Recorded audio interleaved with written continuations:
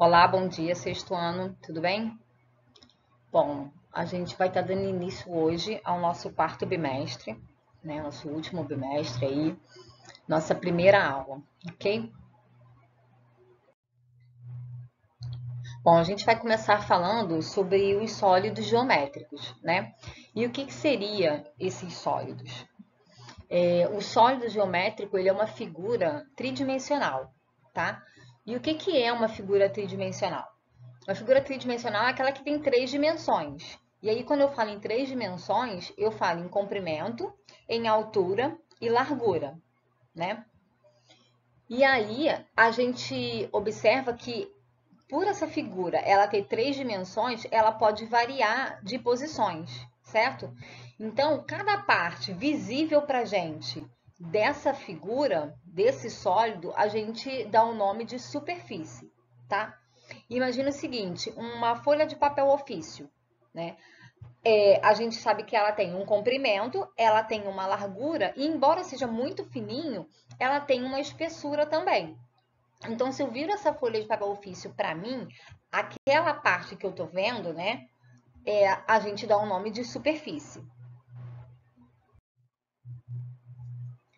Bom, e os sólidos, eles se dividem em dois grandes grupos, ok? Um são os poliedros e os outros são os corpos redondos, tá? A superfície de cada poliedro ela é formada apenas por faces planas. Então, a gente vai observar figuras geométricas como triângulo, quadrado, retângulo, hexágono, ok? Essas são as superfícies. E essas superfícies são chamadas de faces.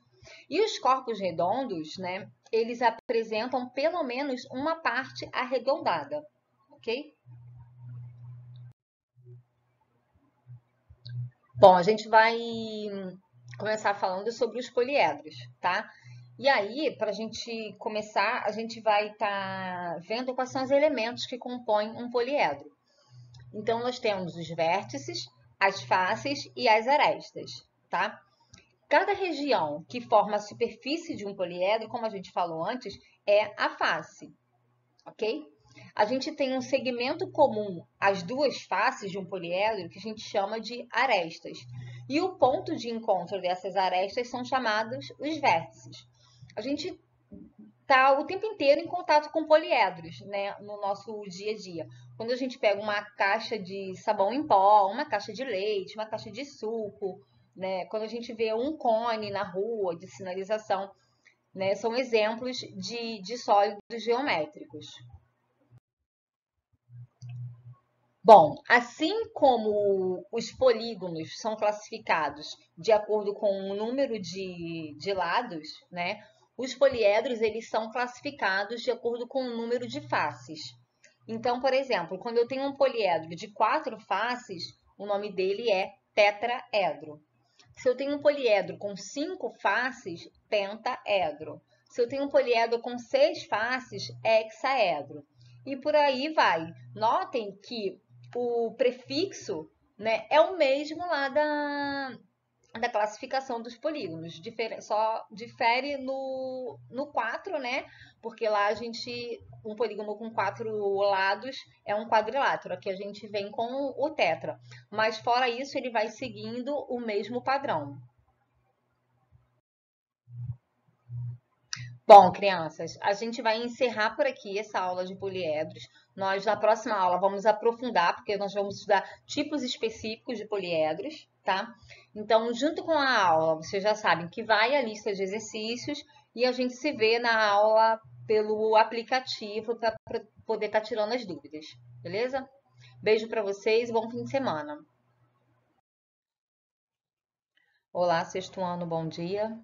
Bom, hoje é nossa segunda aula do nosso quarto bimestre. Espero que vocês estejam bem, estejam em casa, estejam estudando, né? Então vamos dar continuidade aí. Bom, a gente vai continuar falando sobre os sólidos geométricos, né? E o assunto que a gente vai estar vendo hoje é sobre a planificação da superfície desses sólidos. O que é a planificação?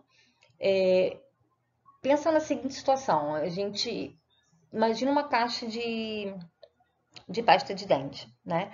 Essa caixa de pasta de dente, ela tem o formato de um sólido geométrico, que é o paralelepípedo, né? Ela tem altura, tem largura e tem comprimento, né? Ela tem 3 dimensões. Então, imagina que a gente vai abrir essa caixa, né? A gente vai planificar ela, vai soltar aquela partezinha que é colada e vai abrir para ver qual é o formato dela. Isso é uma planificação, né? No exemplo que a gente tem aqui é o Matheus, né? Ele resolveu abrir, né, para ver o formato, a forma planificada de uma caixa de panetone. A mesma coisa. Bom, aqui a gente tem alguns exemplos de planificações dessas superfícies, de alguns sólidos. A gente tem, por exemplo, a planificação de um prisma de base triangular, de um cilindro, de uma pirâmide de base pentagonal e de um cone. Bom, quando a gente observa um sólido planificado, fica mais fácil de a gente contar os números de vértices, de arestas e de faces que esse sólido tem, né? E aí, a gente vai aproveitar e falar agora da relação de Euler, né? A relação de Euler é uma relação muito importante onde a gente consegue calcular, né, o número de vértices, faces ou arestas de qualquer poliedro, tendo em vista a relação que eles apresentam, tá? Então, assim, a gente percebe na relação de Euler que o número de vértices mais o número de faces é igual ao número de arestas mais 2, ok? Vamos ver como é que isso funciona num exemplo. Observa só, aqui a gente tem um cubo, né? E aí eu sei que o cubo tem 8 vértices e ele tem 6 faces, tá? E aí eu contei e vi que o número de arestas dele é igual a 12. Então, quando eu substituo o número de vértices mais o número de faces, eu chego no mesmo resultado, que vai dar o mesmo resultado que o número de arestas mais 2. Observa, 8 mais 6 é igual a 12 mais 2. 8 mais 6, 14. 12 mais 2 também é 14, ok? Um problema que pode aparecer para vocês, pode ser pedindo para calcular um número de faces, por exemplo, e aí eu te dou o número de vértices e o número de arestas, e aí você, né, de acordo com a relação, vai acabar descobrindo o número de faces que o poliedro tem, beleza? Bom, crianças, pedir para vocês, né, verem o vídeo com atenção. Quem não entendeu, volta no vídeo, retoma, tá? Façam a lista de exercícios, tudo bem? E na próxima aula, na aula online, a gente vai estar tirando as dúvidas que possam surgir aí, beleza? Beijo para vocês, fiquem com Deus. Olá, crianças, tudo bem? Bom, vamos lá para nossa nova aula, né? Nossa terceira aula. Lembrando que a gente está falando sobre poliedros. A gente já viu planificações, nós vimos as classificações dos poliedros e vimos a relação de Euler. E hoje a gente vai estar dando uma olhada em prismas, tá? E alguns tipos de prismas aí. Bora lá. Bom, prismas são poliedros, né? Onde a gente observa aqui duas faces, né, destacadas, ok? Por exemplo, a face de cima e a de baixo, ok? Elas são opostas, né? Uma está em cima, outra está embaixo. Elas são paralelas, né? Elas não se encontram e elas são idênticas, ok? Então, prisma é todo poliedro que tem essas duas faces opostas, paralelas e idênticas, e as outras demais são formas de paralelogramas, ok? Então, esses são os poliedros chamados de prismas. Lembrando que essas faces opostas, elas são chamadas de bases do poliedro, ok? E as outras faces, que são em forma de paralelogramo, são chamadas as faces laterais. Tudo bem? Bom, e aí como é que a gente classifica os prismas, né? A gente classifica os prismas de acordo com as bases dele, ok? E de acordo com a inclinação das arestas laterais em relação às bases. Então, observa, se eu tenho uma base que é em forma de um triângulo, ele é um prisma triangular. Se as arestas são na vertical, né? Então, ele é um prisma triangular reto, ok? Se por um acaso eu tiver as faces opostas triangulares, né? E aí as minhas arestas forem inclinadas, né? As arestas das outras faces laterais forem inclinadas, logo o meu prisma é triangular oblíquo, ok?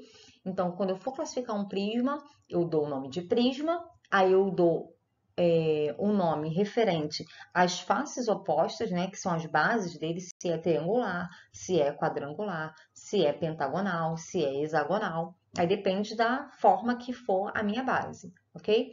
E digo se ele é reto ou se ele é oblíquo. Tudo bem? Bom, e aí eu quero mostrar para vocês alguns prismas especiais, né, que eles acabam adquirindo uma nomenclatura especial, como o paralelepípedo e o cubo, ok? Um paralelepípedo, ele é um prisma, né, que todas as faces são em forma de paralelogramos, tá?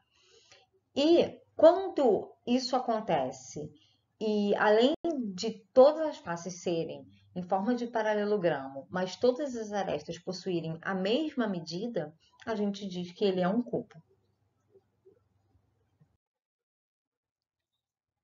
Bom, crianças, pedir para vocês, né, verem o vídeo com atenção. Quem não entendeu, volta no vídeo, retoma, tá? Façam a lista de exercícios, tudo bem? E na próxima aula, na aula online, a gente vai estar tirando as dúvidas que possam surgir aí, beleza? Beijo para vocês, fiquem com Deus.